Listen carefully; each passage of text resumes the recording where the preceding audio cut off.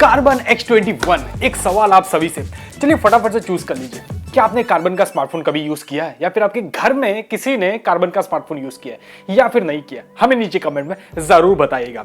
Well दोस्तों, ये video shoot करने से पहले मैं कार्बन की वेबसाइट पे गया। इनफैक्ट उसकी पूरी वेबसाइट के अंदर मुझे सिर्फ एक ही स्मार्टफोन मिला जिसके अंदर नॉच डिस्प्ले देखने को मिल जाता है। और इनफैक्ट वो जो स्मार्टफोन था उसके अंदर सिर्फ आपको मैक्सिमम HD डिस्प्ले ही प्रोवाइडेड था और साथ में आपको सिर्फ क्वाड कोर प्रोसेसर ही अवेलेबल था। इन शॉर्ट, उसकी पूरी वेबसाइट पे अगर थोड़ा सा भी आप गहराई से देखते हो ना, तो उसकी जो प्रोडक्ट पोर्टफोलियो है ना, वो काफी आउटडेटेड है। कंपटीशन के हिसाब से वो आना ही नहीं चाहता कि हाँ भाई 7,000, 8,000 या फिर क्लोज टू 10,000 कोई स्मार्टफोन लॉन्च करना चाहता ही नहीं है। इनफैक्ट अगर उसके यूट्यूब के जो चैनल पे भी हम लोग विजिट करते हैं ना, मैं आपको ऑन स्क्रीनशॉट दिखा देता हूँ। आप अगर देखते हो ना यार, जो वीडियोस अपलोडेड है ना, वो करीबन 9 महीने पहले, 2 साल पहले, 3 साल पहले, यानी कि YouTube पे भी वो एक्टिव नहीं है। इनफैक्ट वीडियो बनाने से पहले मैंने कुछ रिसर्च ऑर्गेनाइजेशन के कुछ रिसर्च पेपर भी पढ़े और इन रिसर्च के हिसाब से 2018 के बाद से जो 5,000 रुपए के नीचे वाले जो स्मार्टफोन्स बिकते हैं ना, उसके अंदर बहुत ज्यादा डिप आया है सेल के अंदर। करीबन 25% सेल जो है वो गिर चुकी है। इनफैक्ट 2019 का एक और रिपोर्ट आई है जिसके हिसाब से 45% जो सेल है 5,000 रुपए के नीचे वाले स्मार्टफोन की, वो गिर गई है और आगे आने वाले टाइम के अंदर ये और कम होती रहेगी। और माइट भी ये एक रीजन, सॉलिड रीजन है कि Xiaomi ने भी वो जो 6,000 रुपए की प्राइस रेंज के अंदर स्मार्टफोन लॉन्च करता था, 5,000 रुपए की प्राइस रेंज के अंदर जो स्मार्टफोन लॉन्च करता था, वो लगभग बंद कर दिया है। और अगर आपको रिकॉल हो रहा होगा तो Asus ने Zenfone Lite L1 स्मार्टफोन भी लॉन्च किया था। ये भी करीबन उसी प्राइस रेंज के आसपास में लॉन्च किया था। उसके बाद में Asus ने भी उस पर्टिकुलर प्राइस रेंज के अंदर स्मार्टफोन निकालना ही बंद कर दिया। और इसके पीछे का कारण आप लोग जानते हो क्या है? एक्चुअली क्या, 5,000 रुपए की प्राइस रेंज के अंदर इतना ज्यादा कम फीचर्स मिलते हैं ना कि स्मार्टफोन का एक्चुअल ऑप्टिमाइजेशन ही बहुत कम हो पाता है। स्मार्टफोन का जो एक्चुअल यूसेज होता है ना, जो एक बढ़िया सा स्मूथ एक्सपीरियंस मिलना चाहिए, वो नहीं मिल पाता। ज्यादातर पब्लिक क्या करती है कि रिफर्बिश्ड स्मार्टफोन जो होते हैं, सेकंड हैंड स्मार्टफोन होते हैं ना, वो उस पर्टिकुलर प्राइस रेंज के अंदर लेना चाहती है।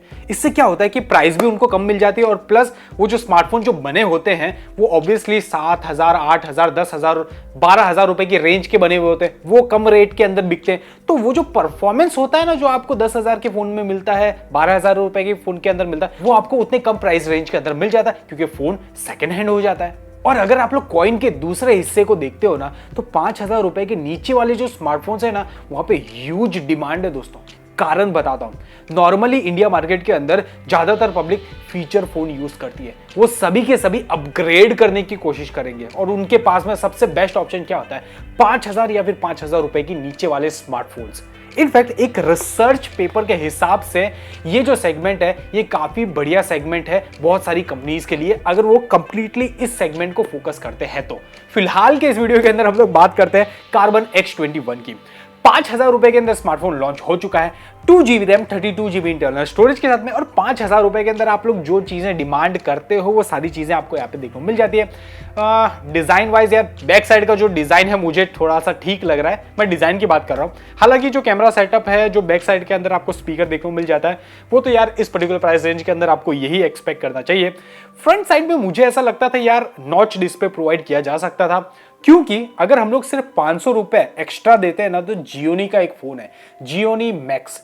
इस स्मार्टफोन के अंदर आपको एक बढ़िया सा डिजाइन देखने को मिल जाता है, एक नॉच डिस्प्ले देखने को मिल जाता है। ये जो स्मार्टफोन की जो डिजाइन है, थोड़ी सी मुझे लगता है कि थोड़ी सी ओल्ड जनरेशन टाइप की डिजाइन है। इसके अलावा डिस्प्ले की बात करें तो एकदम कॉम्पैक्ट साइज का डिस्प्ले है। यस, ये उन पब्लिक के लिए बहुत ही बढ़िया रहेगा जिनका बजट थोड़ा सा कम है और बड़ा स्मार्टफोन होल्ड नहीं कर सकते, क्योंकि एक्चुअली में अभी अगर हम लोग क्लोजली देखें ना, तो जितने भी स्मार्टफोन लॉन्च हो रहे हैं, इनफैक्ट कम प्राइस वाले स्मार्टफोन्स भी 6 इंच, 6.5 इंच के डिस्प्ले के साथ में आ ही जाते हैं। तो ये जो स्मार्टफोन है काफी सारी पब्लिक को केटर कर सकता है। डिस्प्ले की बात करें तो 5.45 इंच का एक HD प्लस डिस्प्ले आपको यहाँ पे देखने को मिल जाता है। प्रोसेसर की बात करें तो यहाँ पे आपको यूनी SoC का 9863 प्रोसेसर देखने को मिल जाता है। ये एक ऑक्टा कोर प्रोसेसर है, 8 कोर्स देखने को मिल जाते हैं। Cortex A55 पे बेस्ड है और 2 टाइप की फ्रीक्वेंसी चलती है, 1.6 गीगाहर्ट्ज और 1.2 गीगाहर्ट्ज। तो इस टाइप की ही परफॉर्मेंस आपको देखने को मिलेगी। कैमरा डिपार्टमेंट की बात करें तो यहाँ पे आपको 8 मेगापिक्सल का बैक साइड के अंदर एक सिंगल कैमरा देखो मिल जाता है। फ्रंट साइड में 5 मेगापिक्सल का सेल्फी कैमरा देखो मिल जाता है। एक चीज मुझे थोड़ी सी अटपटी लगी कि यार यहाँ पे आपको 3000 mAh की बैटरी प्रोवाइड की है। ठीक है 5,000 रुपए की प्राइस रेंज है, लेकिन या थोड़ी 1 मिनट और वेट कीजिए, आपको एक बेटर ऑप्शन मैं देता हूँ। इसके अलावा यहाँ पे आपको फेस अनलॉकिंग फीचर देखने को मिल जाता है, फिंगरप्रिंट सेंसर ऑब्वियसली आप एक्सपेक्ट नहीं कर सकते, माइक्रो यूएसबी पोर्ट देखने को मिल जाता है, 2 सिम कार्ड प्लस अलग से डेडिकेटेड माइक्रो एसडी कार्ड लगा सकते हो। इसके अलावा यहाँ पे आपको 4G का सपोर्ट भी देखने को मिल जाता है। अब ये जो स्मार्टफोन है आपको 5,000 रुपए के अंदर मिल जाता है, 2GB RAM 32GB internal storage के साथ में। अब आपके पास में एक और स्मार्टफोन है जियोनी मैक्स। ये स्मार्टफोन 5,500 रुपए का है, यानी कि सिर्फ 500 रुपए का डिफरेंस है। और डिजाइन के अंदर ये जो स्मार्टफोन है ऑब्वियसली बढ़िया दिख रहा है, ये आप खुद ही देख सकते हो। इसके अलावा यहाँ पे थोड़ा सा एडेड एडवांटेज देखने को मिल जाता है कि यहाँ पे जो डिस्प्ले है थोड़ी सी बड़ी है, 5.45 के अगेंस्ट में यहाँ पे आपको 6.1 इंच की डिस्प्ले देखने को मिल जाती है।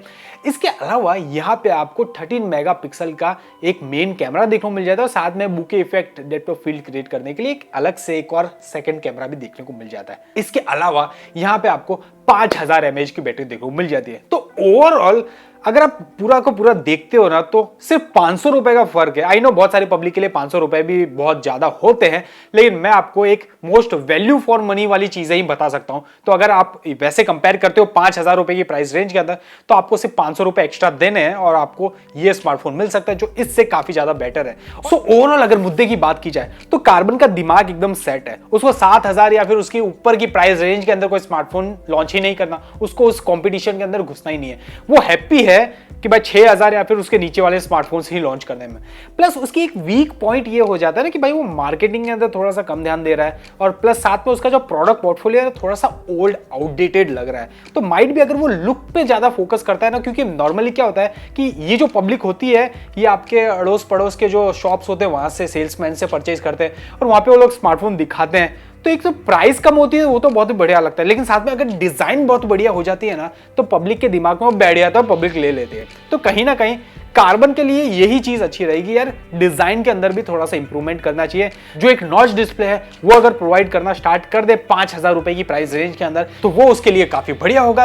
लेकिन अभी जो हम लोग कार्बन की वर्तमान परिस्थिति पे ध्यान देते हैं तो वो हैप्पी है कि भाई जो काम चल रहा है उससे चला रहे हैं, वो खड़ा होकर थोड़ा सा फाइट करना नहीं चाहता। खैर हर ब्रांड की अपनी अपनी सोच होती है, माइक्रोमैक्स की सोच थोड़ी सी हटके थी, वो खड़ा हुआ फाइट करने आया और एकदम तहलका मचाते हुए 3 ऐसे स्मार्टफोन लॉन्च किए जिसने बड़ी बड़ी कंपनीज को हिला दिया। खैर कार्बन का पता नहीं, माइट भी वो अभी सो रहा है, हो सकता है फ्यूचर के अंदर जाग भी जाए, लेकिन आप जरूर जाग जाइए। स्टार्टिंग के अंदर एक सवाल आप सभी से पूछा था, कार्बन का फोन कभी यूज किया है? हमें नीचे कमेंट में जरूर बताएगा। आई होप आपको हमारे वीडियोस अच्छे लग रहे हैं, इंफॉर्मेटिव लग रहे हैं, आपकी लाइफ के अंदर थोड़े भी चेंजेस ला रहे हैं। तो मेरी आप सभी से नम्र विनंती है, टेक देखिए चैनल को सब्सक्राइब कर लीजिए, नोटिफिकेशन बेल को ऑल पे हिट कर लीजिएगा। इसके अलावा साइड में कुछ वीडियोस है, अगर आपने चेकआउट नहीं है तो प्लीज जाके चेकआउट कर लीजिए। मिलता हूं नेक्स्ट वीडियो के अंदर, तब तक के लिए tata bye bye. This is Vivek signing of.